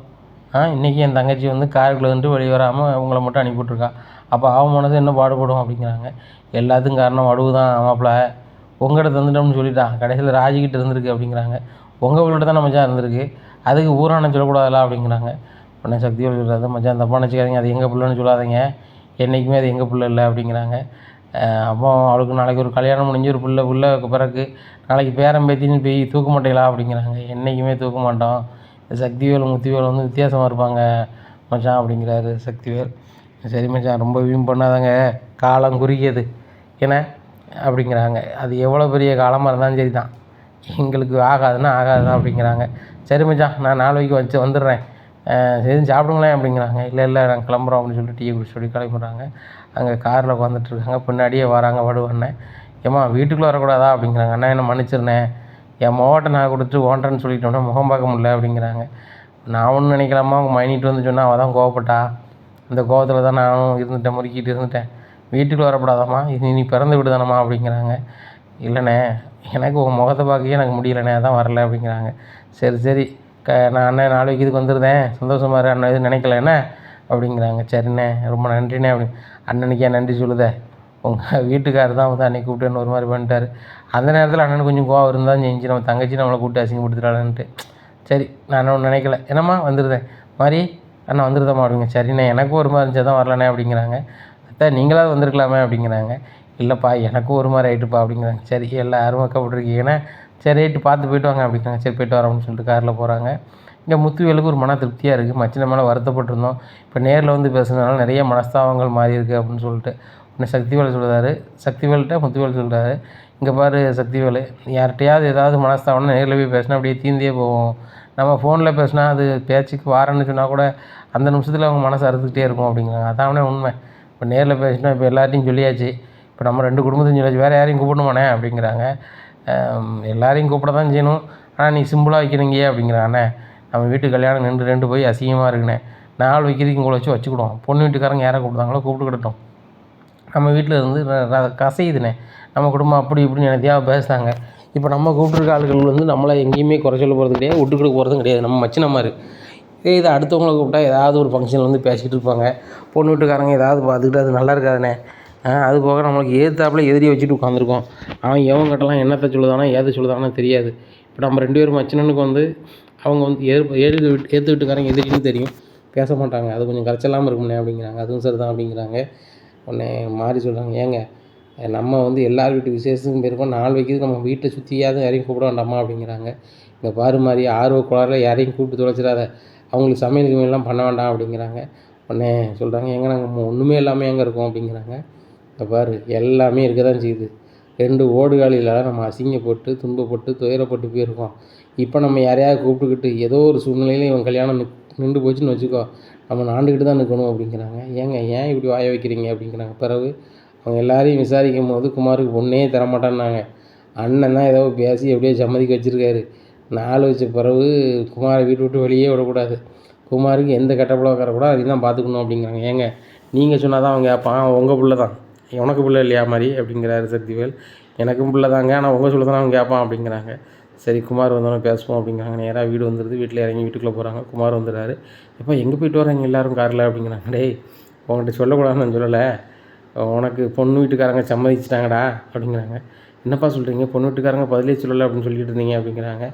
பொண்ணுக்கே உனக்கு பிடிச்சிருக்குன்னு சொல்லிட்டா, சரியா 15 நாளில் உனக்கு வந்து நாள் வைக்கும், அதுக்கு 15 நாளில் கல்யாணம் அப்படிங்கிறாங்க. என்னப்பா இப்படி சொல்கிறீங்க அப்படி, உங்கள் மாமன்மாரெலாம் சொல்லிட்டு தான் வரோம். இப்போ அண்ணனோட மச்சினமாரு உங்கள் தாய்மாமாரு எல்லாரையும் சொல்லிட்டு தான் வரோம். ஏன்னா அதிக அழகாக கூப்பிடலை, உன் ஃப்ரெண்ட்ஸ் எல்லாம் நீ கூப்பிட வேண்டாம், சொல்லுறது கேளு, நாளை சிம்பிளாக வச்சுருவோம். கல்யாணத்தன்னைக்கு நீ எத்தனை பேரை கூப்பிடுவியோ எத்தனை லட்சம் மக்களை கூப்பிடுவியோ கூப்பிடு, ஆனால் அண்ணன் ஏதோ உங்கள்கிட்ட பேசணுமா பேசு அப்படிங்கிறாங்க. இப்போ பாரு குமார், பொண்ணு வந்து கொடுக்கக்கூடிய ஒரே டிமாண்ட் இதுதான், மாப்பிள்ளை குடிக்கக்கூடாது வைக்கக்கூடாது ரவுடிசம் பண்ணக்கூடாதுங்காங்க. சரியா, அந்த பொண்ணு நல்லா படிச்சிருக்கு, பொண்ணோட அதிகமாக படிச்சிருக்கு, கலராக இருக்குது, அழகாக இருக்குது, ஒரு இல்லாத குடும்பம். என்ன அந்த பிள்ளைய நீ வந்து எனக்கு பிடிச்சிருக்குன்னு சொல்லிட்டேன், அதனால தான் நாங்களும் நயந்து பேசிட்டோம். நான் வாக்கு கொடுத்துருக்கேன், என் பையன் தம்பி பையன் என் பையன் மாதிரி தான், அவன் குடிக்க மாட்டான் வைக்க மாட்டான், எந்த பிரச்சனைக்கும் போக மாட்டான், நான் கேரண்டி, பையனை நம்பி வாக்கப்படுமா நான் சொல்லியிருக்கேன், அதே மாதிரி நீ இருக்கணும் அப்படிங்கிறாங்க. உடனே அப்படியே திருத்துன்னு முடிச்சுட்டு என்னடா அப்படிங்கிறாங்க. சரி பெரியப்பா, இன்னும் நான் குடிக்க மாட்டேன் வைக்க மாட்டேன், தகாத சகவாசமும் வச்சுக்கிட மாட்டேன், யார்ட்டையும் சேர மாட்டேன் அப்படிங்கிறாங்க. ரைட்டு, நான் கல்யாணம் பேச ஆரம்பிச்சேன், நம்ம வந்து வீட்டு வெளியே சுற்றாத, பிஸ்னஸை பார்த்துட்டு வீட்டிலே தான் இருக்கணும் அப்படிங்கிறாங்க. சரி பெரியப்பா அப்படிங்கிறாங்க. உடனே மாறி சொல்கிறாங்க, இப்படி இருப்பானா முதல்ல உங்கள் பையன் அப்படிங்கிறாங்க சக்திவேல்கிட்ட. ஏய் இருப்பாண்டி ஏன்டி சந்தேகப்படுற அப்படிங்கிறாங்க. இங்கே பாடுறா, அண்ணன் சொல்கிறத நான் சொல்கிறேன், எங்கள் மானத்தை காப்பாற்ற வேண்டியது உன் பொறுப்பு. இந்த வீட்டில் 2 பிறந்தவளோ அசிங்கப்படுத்திட்டு போனாலுவா, அந்த அசிங்கத்தை பூரா மீட்கணும், உன் கல்யாணம் நடக்கணும். என்ன நாள் வைக்கிறதுக்கே நாங்கள் வேறு யாரையும் கூப்பிடலை, டிரைவரே வேலை விட்டு நிப்பாட்டினேன், நம்ம வீட்டு ரகசியங்கள்லாம் கசியுதுன்னு சொல்லிட்டு இல்லைங்கடா. அதனால் வந்து நீ அதுக்கு ஏற்றாலும் நடந்துக்கிடணும். உங்கள் 2 வீட்டு தாய்மாமா மட்டும்தான் வராங்க, அவள் பொண்ணு கொடுக்குறவங்க அவங்க யாரை கூப்பிடுறாங்களோ கூப்பிடுதாங்க, நீ யார்ட்டையும் அனாவசியம் எதுவும் சொல்ல வேண்டாம். நாள் வச்ச பிறகு கல்யாணத்துக்கு ஒரு ஊராக காகிதம் கொடுப்போம், அதுக்கு உன் ஃப்ரெண்ட்ஸை கூப்பிடு, அவனுக்கு சம்பளம் கூட கொடுத்துருவான், ஒரு ஊராக காகிதம் கொடுத்து எல்லாருக்குமே 1 கிலோ ஆப்பிள் பழத்தை வச்சு தாம்பத்தட்டில் வச்சு தான் பாக்கு வெத்தலை வச்சு தான் பத்திரிக்கை கொடுக்கணும். இந்த சக்திவேலு முத்துவேல் குடும்பத்தில் ஒரு திருமணம்னா எப்படி நடக்கும் ஏது நடக்கும்னு இந்த ஊருக்கே தெரியணும். ஏற்கனவே 2 வாட்டி கல்யாணம் நின்று போச்சு, அப்படி நிற்க போகையில் வந்து நம்ம 3வது நடத்தையில் ஜே நடத்தணும் அப்படிங்கிறாங்க. சரிப்பா சரி பெரியப்பா, நான் எதுவும் தப்பு பண்ண மாட்டேன் வைக்க மாட்டேன் அப்படிங்கிறாங்க. சரிப்பா, ஏன்னா பொண்ணு வந்து ஒரு அப்புறாணி பொண்ணாக இருக்குது, பொண்ணு கொடுக்குற டிமாண்ட் இதுதான், அதுக்கு ஏற்றாப்படி நடந்துக்கப்பா அப்படிங்கிறாங்க. சரி பெரியப்பா அப்படிங்கிறாங்க. உடனே மாடியில் போய் இருக்கும் சித்தப்பா பெரியப்பா அப்படிங்கிற சரிப்பா அப்படிங்கிறாங்க. அங்கே போய் இருக்கிறாங்க. அவன் ஃப்ரெண்ட்ஸுக்கெலாம் ஃபோன் அடிச்சு சொல்கிறாங்க, டேய் எனக்கு கல்யாணம் முடிவாக போகுதுடா அப்படிங்கிறாங்க. இப்படி சொல்லிக்கிட்டே தான் இருக்க, ஒவ்வொரு வாட்டியும் கல்யாணம் நிற்க தான் செய்யுது அப்படிங்கிறாங்க. இல்லை இந்த வாட்டி கன்ஃபார்ம் ஆயிரும், கன்ஃபார்ம் ஆக போகுது, 15 நாள் நாளைக்கு போகிறாங்க அப்படிங்கிறாங்க. என்னைக்குடா அப்படிங்கிறாங்க. இல்லை நண்பா தப்பாக நினச்சிக்காத, எங்கள் அப்பாவும் பெரியப்பாவும் ரொம்பவே வருத்தப்படுறாங்க, உனக்கு அடிக்கடி இப்படி கல்யாணம் பேசி நின்று போகுது, வீட்லேயுமே 2 அசிங்கமாயிட்டு, அதனால் ஃப்ரெண்ட்ஸ்லாம் கூப்பிட வேண்டாம், கல்யாணத்துக்கு கூப்பிட்டு சிறப்பாக பண்ணிடுவோன்னு சொல்லியிருக்காங்க அப்படிங்கிறாங்க. சரி உங்கள் வீட்லேயே அப்படி சொல்லியிருக்காங்கன்னா ஏதோ பிரச்சனை இருக்கும், இந்த கல்யாணத்துக்கு நான் வந்துடுறேன் அதை நினைக்கல அப்படிங்கிறாங்க. நம்ம ஃப்ரெண்ட்ஸ்கிட்டையும் சொல்லிடுறா, நான் 4 வீக்கு கூப்பிடல வைக்கணும்னு வருத்தப்பட்டாமல் அப்படிங்க. சரி உன் சூழ்நிலை நான் சொல்லிடுறேன், ஒன்றும் பிரச்சனை இல்லை விடு அப்படிங்கிறாங்க. சரி ரைட்டு அப்படின்னு சொல்லிட்டு குமார் நினைக்காரு. குமார் ஒரு 10-5 பாட்டில் வாங்கி வச்சுருக்காரு, 10-15 பாட்டில் வாங்கி வச்சுருக்காரு சரக்கு. அதை பூராமே போட்டு உடைக்காரு. உடைச்சிட்டு சரி இனிமேல் இது பண்ணக்கூடாது, பெரியப்பா நம்மளுக்காக பொறுப்பேற்றிருக்காங்க, இந்த கல்யாணம் எப்படியா நடக்கணும், அதுக்கப்புறம் நம்ம பார்த்துக்கலாம் அப்படின்னு சொல்லிட்டு தூக்கி தூர போட்டுறாங்க. ரொம்ப ஒழுக்கமாக இருக்காங்க. இதை பார்த்தோன்னே முத்துவேலுக்கே ரொம்பவே சந்தோஷமாக இருக்குது. சரி ரைட்டு பையன் மாறிட்டான் அப்படின்னு சொல்லிட்டு உடனே முத்துவேல் பொண்ணு வீட்டுக்காரங்கிட்ட பேசுகிறாங்க. என் பையன் வந்து கரெக்டாக ஆகிட்டான், 4 வீக்குக்கு முன்னாடி சரி பண்ணியாச்சு, ஒன்றும் பிரச்சனை இல்லை, உங்கள் பொண்ணு வாழ்க்கை ஜெயிச்சுன்னு இருக்கும் அப்படிங்கிறாங்க. சரிங்க, நீங்கள் பெரிய இடத்த ஆட்கள் வாக்கு கொடுத்தா மாற மாட்டேங்க நம்புகிறேன். சரி சார், அதே மாதிரி நம்ம நாள் வச்சிடலாம் அப்படிங்கிறாங்க. இங்கே பாண்டியன் ஸ்டோர் குடும்பத்தில் வந்து பொண்ணு கேட்டு ஒரு ஆள் வராங்க அரசியை. அப்போ வந்து தங்கமயில் தான் வீட்டில் இருக்காங்க. அப்போ யாரை பொண்ணு கேட்டு வந்திருக்கீங்க அப்படின்னு கேட்குறாங்க. நாங்கள் வந்து அரசியை பொண்ணு கேட்டு வந்திருக்கோம் அப்படிங்கிறாங்க. அரசியா, அவளுக்கு நாங்கள் இப்போ கட்டி கொடுக்குற மாதிரி இல்லை அப்படி இப்படின்னு பேசிகிட்டு இருக்காங்க. என்னம்மா சொல்லுத, நாங்கள் பொண்ணு கேட்டு வந்திருக்கோம், அவங்க இப்போ பொண்ணோட அப்பாவோ அம்மாவோ சொல்லணும், நீ என்னம்மா சொல்கிறது அப்படி இப்படின்னுட்டு இருக்கோம். பாண்டி வந்துடுறாங்க. வாங்க வாங்க என்ன விஷயம் அப்படிங்கிறாங்க. இல்லை உங்கள் பொண்ணை தான் பொண்ணு கேட்டு வந்திருக்கோம் அப்படிங்கிறாங்க. இல்லை அந்த பிள்ளை படிக்கல செய்தா அப்படிங்கிறாங்க. உடனே அதை படித்தா என்ன, நம்ம வீட்டிலேருந்து படிச்சுட்டு போகுது அப்படி இப்படிங்கிறாங்க. இல்லை அவள் கலெக்டர் ஆன பிறகு தான் கல்யாணம் அப்படி இப்படின்னு நான் சொல்லிகிட்டு இருக்கேன் அப்படிங்கிறாங்க. எங்கள் வீட்டுக்கு வரட்டும், எங்கள் வீட்டுக்கு வந்தவரவே நாங்கள் படிக்க வச்சு கலெக்டர் ஆகிருந்தோம் அப்படி இப்படின்னுட்டு இருக்காங்க. அவங்க கோமதி வராங்க கோயிலுக்கு போய்ட்டு, என்னங்க என்னாச்சு அப்படிங்கிறாங்க. அரசியை பொண்ணு கேட்டு வந்திருக்காங்க அப்படிங்க. என்னங்க சொல்கிறீங்க, அவளே பால்குடி பிள்ளை மாதிரி விவரம் தெரியாமல் அலைஞ்சிட்ருக்கு, அவளுக்கு கல்யாணமா அப்படிங்கிறாங்க. ஏம்மா நம்மளோட காலத்திலலாம் வந்து இதோட சின்ன வயசில் கல்யாணம் முடிக்கலையா, இப்போ கல்யாண வயசு 19 வயசு பிறந்தோன்னே கட்டி கொடுக்காங்க, 18 வயசு நிரம்பின பிறகு, அந்த தான் 18 நிரம்பி இருக்குங்களா அப்படிங்கிறாங்க. இது சொன்னால் அரசியும் காலேஜ் போய்ட்டு வந்துடுறாங்க. இதுதான் பொண்ணு அப்படின்னு காமிக்கிறாங்க. உடனே அரசிக்கு ஒரு மாதிரி இது, என்னம்மா என்ன விஷயம் வந்திருக்காங்க அப்படிங்கிறாங்க. தெரியலடி, உன்னை தான் பொண்ணு கேட்டு வந்திருக்காங்க அப்படிங்கிறாங்க. ஏம்மா என்னம்மா அதுக்குள்ளே வர சொல்லியிருக்கீங்க அப்படிங்கிறாங்க. ஆமாடி அரசி, நீ தான் எனக்கு கல்யாணம் கிடந்த உன்னை பொண்ணு பார்க்க வந்துட்டாங்க, என்ன உனக்கு கல்யாணம் முடிச்சு கொடுத்துருமா அப்படிங்கிறாங்க. ஏம்மா நல்லா இருப்பேன், எனக்கு கல்யாணம் இப்போதைக்கு வேண்டாமா, நான் எக்ஸாம் எழுதி பாஸ் பண்ண பிறகு நான் இது பண்ணிக்கிறேம்மா அப்படிங்கிறாங்க. எதனாலும் உங்கள் அப்பாட்ட பேசு அப்படின்னு சொல்லிட்டு, ஏங்க உங்களை அரசி கூப்பிட்றா அப்படிங்கிறாங்க. என்னம்மா அப்படிங்கிறாங்க. எனக்கு இப்போ கல்யாணம் வேண்டாம் அப்படிங்கிறாங்க. நானே இப்போ கல்யாணம் முடிச்சு கொடுக்குற மாதிரி இல்லை, அவங்கள சொல்லி அனுப்ப தான் போகிறேன், நீ சும்மா வரவேணா, காஃபி மெயில் கொடுத்தோன்னு அனுப்பி விட்ருவோம் அப்படிங்கிறேன். சரிப்பா அப்படிங்கிறாங்க. மெயிலில் எல்லோரும் காஃபி கொடுமா அப்படிங்க. காஃபி கொடுக்குறாங்க. எல்லோரும் என்னை மதித்து பொண்ணு கேட்க வந்தது ரொம்ப சந்தோஷம்தான். ஏன்னா நீங்கள் எவ்வளோ பெரிய இடத்து ஆட்கள்னு எனக்கு தெரியும், பொண்ணு கேட்டு வந்திருக்கீங்க, ஏன் எப்படி உங்களுக்கு பொண்ணு தரதான் செய்யணும். ஆனால் என் பொண்ணு வந்து இங்கேருந்தே படித்து ஒரு அரசு அதிகாரி ஆகணும்னு நினைக்கான். ஆனால் நீங்கள் வந்து உங்கள் வீட்டில் கூப்பிட்டு போய் நாங்கள் அரசு அதிகாரி ஆக்கிடுவேன்னு சொல்கிறீங்க. இந்த பாண்டியன் மகள் அரசு ஊழியராக ஆகிட்டு ஒரு வீட்டுக்கு போனால் நல்லாயிருக்கும்னு நான் நினைக்கிறேன். இல்லை நீங்கள் உங்கள் வீட்டில் வந்து ஆணுங்கிறீங்க, அது கொஞ்சம் எங்களுக்கு கொஞ்சம் சங்கடமாக இருக்குது, தப்பாக நினச்சிக்காதீங்க. இவன் அரசு ஊழியரான பிறகு தான் கல்யாணம் முடிக்கணுங்க அப்படிங்கிறாங்க. ஒன்றும் பிரச்சனை இல்லை பாண்டியன், எங்கள் பையன் உங்கள் பொண்ணுக்காக வெயிட் பண்ணுவான், எங்கள் பையனுக்கு உங்கள் பொண்ணை பிடிச்சி போனதுனால தான் வந்திருக்கோம் அப்படிங்கிறாங்க. இதை கேட்ட பாண்டியன் ரொம்பவே ஷாக் ஆகிடுறாங்க. என்ன அப்போ 2 பேருமே லவ் பண்ணுறாங்களா அப்படின்னு கேட்குறாங்க. இங்கே அரசு ரொம்பவே ஷாக் ஆகிறாங்க. நம்ம லவ்வே பண்ணலையே, இந்த அவனை பார்த்ததே இல்லையே அப்படின்னு சொல்லி ஜன்னலில் எட்டி பார்க்குறாங்க. இங்கே தங்கமேலு அப்புறம் ராஜி மீனாக்கெலாம் ரொம்ப ஷாக் ஆகிடுது. என்ன அப்படின்னு சொல்லிட்டு உடனே அவர் சொல்கிறாரு பையன், இந்த மாதிரி அரசிட்டு நான் பேசினதும் இல்லை வச்சதும் இல்லை, பொண்ணு பேர் அரசின்னு தெரியும், நான் என் காலேஜில் வந்து சீனியரு, அந்த பொண்ணை பார்த்தா ரொம்ப பிடிச்சிருந்துச்சி, ஒரு ஃபேமிலி கேர்ள் மாதிரி இருந்துச்சு. சரி இதை விசாரிக்கல, எங்கள் அப்பாட்ட சொன்னேன், கேட்கும் போது பாண்டியன் நம்மளுக்கு பழக்கம் தான், கேட்டுருவோன்னு சொல்லி தான் கூப்பிட்டு வந்தார். நான் பொண்ணுக்காக எவ்வளோ நாளும் வெயிட் பண்ணுறேன், அவள் எவ்வளோ பெரிய அதிகாரி அவ்வளோ ஆகட்டும், அதுக்கு வரைக்கும் நான் வெயிட் பண்ணுறேன் அப்படிங்கிறாங்க. இதை கேட்ட பாண்டியன் ரொம்ப சந்தோஷம், பொண்ணை பிடிச்சிருக்குன்னு சொல்லி பொண்ணுகிட்ட போய் டைரெக்டாக பேசாமல் எங்கிட்ட வந்து கேட்கிங்களே, இந்த பண்பை நான் பாராட்டுறேன். அதுபோக எங்கள் பொண்ணு அரசு ஊழியர் ஆகிட்டா, அவளுக்கு கல்யாணம் முடிக்கலாம் அப்படின்னு அவளுக்கு ஒரு எண்ணம் வந்துச்சுன்னு சொன்னால் உடனே உங்களுக்கு கால் பண்ணி நான் சொல்லுவேன், அதன் பின்பு வாங்க நம்ம சந்தோஷமாக பேசிக்கலாம் அப்படிங்கிறாங்க. சரி என்னாச்சு அப்படின்னு சொல்கிறாங்க. உடனே சரி ரைட்டு நினச்சிக்காதீங்க அப்படின்னு உனக்கத்தை போட்டு அனுப்புகிறாங்க. நீ கிளம்பி போகிறாங்க. உடனே பாண்டியன் அப்படி உட்கார்றாரு. உட்காந்தோன்னே அப்படி சிரிச்சிட்டு இருக்காரு. இதை பார்த்தா கோமதிக்கு என்னங்க சிரிக்கிறீங்க அப்படிங்கிறாங்க. இல்லை பிள்ளையை நல்லா வளர்த்துருக்கோன்னு சொல்லி தானே பொண்ணு கேட்டு வராங்க, இது நம்மளுக்கு பெருமையாக தான் இருக்குது அப்படிங்கிறாங்க. ஏங்க நம்ம என்ன குறையிலங்க வச்சுருக்கோம் அப்படிங்கிறாங்க. இல்லை நம்ம வீட்டில் 2 லவ் மேரேஜ் நடந்திருக்கு, அதை மீறி இப்போ எனக்கு எந்த சாதி சனம்னு தெரியாது, எங்கள் அப்பனா தான் கிடையாது, என் வீட்டில் பொண்ணு கேட்டு துணிஞ்சு வராங்களா அப்படிங்கிறேன். ஏங்க நம்ம கொலையிலே கட்டி கொடுக்கலையா அப்படிங்கிறாங்க. கட்டி கொடுத்துருக்கோம், தூரத்தில் கட்டி கொடுத்துருக்கோம், பக்கத்தில் வந்து ஒரு மாப்பிள்ளை வீட்டுக்காரன் வராமனா பெரிய விஷயம் தானே அப்படிங்கிறாங்க. எங்கள் அரசியை பேசாமல் கட்டி கொடுத்துருவோமா அப்படிங்கிறாங்க. உடனே அரசி வராங்க. ஏம்மா நீ என்ன நினச்சிட்ருக்க, நான் கல்யாணம் வேண்டான்னு விட்டுருக்கேன், நீ என்ன முடிச்சு கொடுக்கணுன்ட்டு இருக்க அப்படிங்க. இப்படியாடி இருக்க போகிற, என்றைக்குனாலும் கல்யாணம் தானே பண்ண போகிறேன், நல்ல பையனாக இருக்கான், உன்னை விரும்பி வந்து கேட்குறான், அவனோட உன்னை யார்ட்டையும் நல்லா வச்சு பார்த்துக்க போகிறான். இப்போ என் வீட்டுக்காரர் விரும்பி என்ன கட்டிக்கிட்டாரு, நல்லா வச்சு தானே பார்த்துருக்காரு அப்படிங்கிறாங்க.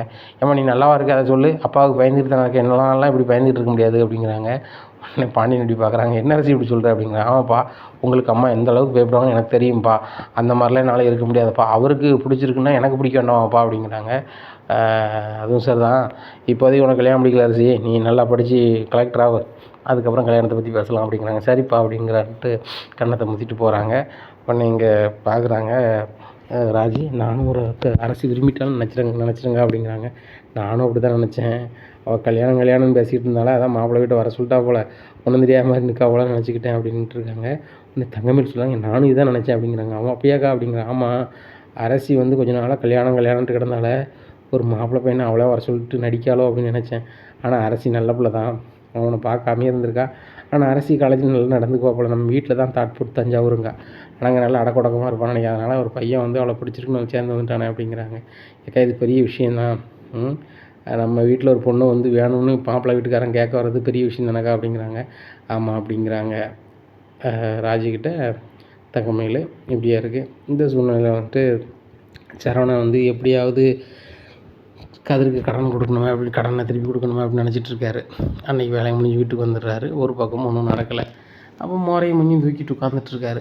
அப்போ வந்து மயில் சாரிங்க அப்படிங்கிறாங்க. ஏன் அப்படிங்கிறாங்க. இல்லை காலையில் உங்களை வந்து முகத்தை திருப்பிட்டு அனுப்பிட்டேன், நீங்களும் ரொம்ப சாப்பிடாம போயிட்டீங்க, அதுக்கப்புறம் நீங்கள் சாப்பிட்டீங்களா வச்சிங்கன்னு கூட நான் கேட்கல அப்படிங்கிறாங்க. அதை பற்றி ஒன்றும் இல்லை, நான் கதிருக்கு கொடுக்க வேண்டிய பணத்துக்கு தான் என்ன செய்ய எதிச்சின்னு அலைஞ்சிட்டு கிடக்கேன் அப்படிங்கிறாங்க. உடனே சரி விடுங்க பார்த்துக்கலாம் அப்படிங்கிறாங்க. என்னத்தை பார்த்துக்கலாம் அப்படின்னு சொல்லிட்டு தூங்கிடுறாரு சாப்பிட்டுட்டு. இப்போ சொல்ல மறுநாள் காலையில் விடிஞ்சோன்னா ஓனர்கிட்ட போய் கேட்குறாரு சரவணன், இந்த மாதிரி எனக்கு பணம் வேணும் அப்படிங்கிறாங்க. எதுக்குப்பா, நீ ஹனிமூன் போது கூட என்கிட்ட பணத்தை கேட்கல, இப்போ கேட்குறியா அப்படிங்கிறாங்க. என்னாச்சு, எனக்கு ஒரு தேவைப்படுது, ஒரு 21,000 வேணும் அப்படிங்கிறாங்க. என்னப்பா 21,000 கேட்க, உன் மாத சம்பளமே அவ்வளோதானப்பா அப்படிங்கிறாங்க. ஆமாம் சார், அடுத்த மாதம் கூட கழிச்சிக்கோங்க, எனக்கு இப்போ வேணும் அப்படிங்கிறாங்க. என்கிட்ட பணம் இல்லைப்பா.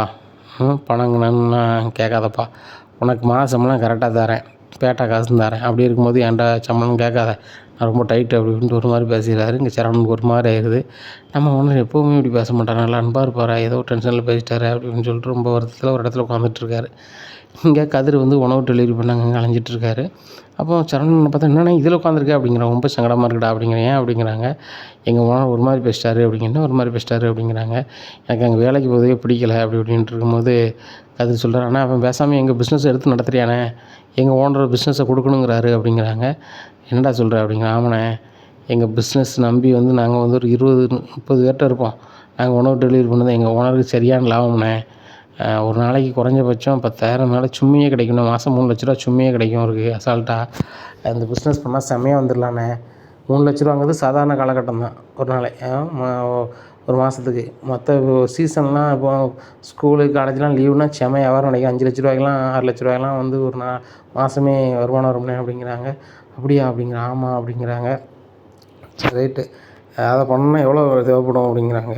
எப்படின்னாலும் ஒரு 10-15 லட்ச ரூபா கேட்பாருண்ணே அப்படிங்கிறாங்க. 15 லட்ச ரூபாய்க்கு நம்ம எங்கடா போகிறது, உனக்கு 21,000 தரணும், அதுக்கே நான் ஓடிட்டு கிடக்கேன் ஜாயிட்டு கிடக்கேன் அப்படிங்கிறேன். அதெல்லாம் நீ தர வேண்டாம்ண்ணே, அதுக்கு தான் நீ வந்து ஓனர்கிட்ட போய் படம் கேட்டேன், அவர் ஒரு மாதிரி பேசிட்டாருன்னு சொல்லுதியா, உடனே இதெல்லாம் ஒரு கதைன்னு சொல்லி இது பண்ணிகிட்ருக்கிய அப்படிங்கிறாங்க. இல்லை நான் உனக்கு தந்தாகணும் அப்படிங்க. ஏன்னா சின்ன பிள்ளைமா சொல்லிகிட்டு இருக்க, அதெல்லாம் வேண்டாம், நீ பேசாமல் ஏதாவது பிஸ்னஸ் பண்ண பாருண்ணே, நம்ம இங்கே ஓனர் பிஸ்னஸ் வேணால் எடுத்துக்கிறியானே அப்படிங்கிறாங்க. அதுக்கு பணம் தான் வேணும்லடா, பணம் என்கிட்ட இல்லைலடா அப்படிங்கிறாங்க. நகை இருந்தால் நான் கூட பண்ணித்தரலாம், நகை எதுவும் இல்லைண்ணே அப்படிங்கும்போது தான் தங்கமயில் சொன்னால தன்னோட நகையை எடுத்துக்கோங்க, நீங்கள் அடை வச்சு கூட ஏதாவது பண்ணுங்க அப்படின்னு சொல்லிட்டு அப்படிங்கிறாங்க. உடனே டேய் பண்ணிடலாம்டா, தங்கமயில் நகை இருக்குடா அப்படிங்கிறாங்க. அண்ணி தருவாங்களாண்ணே அப்படிங்கிறாங்க. டேய் பேங்கில் ஏதோ பிரச்சனைன்னு சொல்லிட்டு நகையை அம்மா எடுத்துகிட்டு வர சொன்னாங்களா, நகை வந்து வீட்டில் தான் இருக்குது, தங்கமயில் கூட 2, 3 வாட்டி என்கிட்ட நகையை வச்சு ஏதாவது பிஸ்னஸ் பண்ணுங்க, என் ஃப்ரெண்டு பெரிய ஆளாயிட்டா, நான் இப்படி கஷ்டப்பட்டுருக்கேன் அப்படி இப்படின்னு சொல்லிக்கிட்டே இருந்தா. அதனால் வேணா பண்ணுன்னா பண்ணிடலாம்டா அப்படிங்கிறாங்க. சரி அண்ணிட்ட ஒரு வார்த்தை கேளு அப்படிங்கிறாங்க. தங்கமயிலுக்கு ஃபோன் அடிக்கிறாங்க. செல்லு சுவிட்ச் ஆஃப்னு வருது. அண்ணே எங்கள் ஓனர் வந்து டபார்னு கொடுத்துருவாருண்ணே, அதனால் இன்றைக்கே அவர்கிட்ட பேசிடலாண்ணே அப்படிங்கிறாங்க. சரி ரைட்டு அப்படின்னு சொல்லிட்டு டேய் நேராக வீட்டுக்கு போவோம் அப்படின்னு சொல்லிட்டு நேராக வீட்டுக்கு போகிறாங்க. தங்கமயில் கோயிலுக்கு போயிடுறாங்க. தங்கமயில் நகையை அந்த பெட்டியோடு எடுத்துக்கிட்டு நேராக ஒரு பேக்கில் வச்சுட்டு நேராக ஓனரை போய் பார்க்க போகிறாங்க. இவர் நம்ம ஓனரை, இவரை நம்ம கதிரோட ஓனரை. அப்போ நான் சரி அந்த தொழிலை நான் எடுத்துக்கலான்னு பார்க்குறேன் அப்படிங்கிறாங்க. கதிர் இது யார் அப்படிங்கிங்க, என் கூட பிறந்த அப்படிங்க. சரி எடுத்துக்கிட்டோம், தம்பி சொன்னாரா 15 லட்ச ரூபா வரும் அப்படிங்கிறாங்க. சார் இது பண்ணிடலாம் அப்படிங்கிறாங்க. சரி ரைட்டு அப்படின்னு சொல்லிட்டு நேராக இருங்க சார் 1 ஹவரில் வந்துடுறோம் அப்படிங்கிறாங்க. நேராக போய் ஒரு தனியார் இதில் போய் விற்கிறாங்க. அங்கே விற்க போகிற இடத்துல வந்து பாண்டியண்ணன் பையன் சொல்லி தெரியுது உள்ளூர்னு. அவன் பாண்டியண்ணன் பையன் வந்து பொய்யா சொல்ல போகிறாரு அப்படின்னு சொல்லிட்டு செக் பண்ணாமே பணத்தை கொடுத்துட்றாங்க. நேராக அந்த 15 லட்ச ரூபாயை கொடுத்து அந்த அக்ரிமெண்ட்டை போட்டுறாங்க. இன்னையிலேருந்து கதிரோட ஓனர் வந்து சரவணன் ஆகிடுறாரு. இதை பார்த்தோன்னே சார் கதிர் சொல்கிறானே, இனிமேல் நீ தானே ஓனர், உனக்கு இல்லாதவன் நான் வேலை பார்க்கேன் அப்படிங்கிறியா, அப்படிலாம் கிடையாது, நம்ம பிஸ்னஸ்னு நினைக்க வேண்டியதான் அப்படிங்களே. இதை அண்ணி நகையை வச்சு நீ பிஸ்னஸ் ஆரம்பிச்சிருக்க, நல்லா வரணும்னே அப்படி அப்படிங்கிறாங்க. இந்த சூழ்நிலையில் அந்த கடையில் வந்து நகையை பார்க்குறாரு கடை ஓனர். பார்த்துட்டு என்ன எப்படி வச்சுருக்க அப்படிங்கிற. பாண்டியன் பையன் தான் இதை வச்சுட்டு போனார் அப்படிங்கிறாங்க.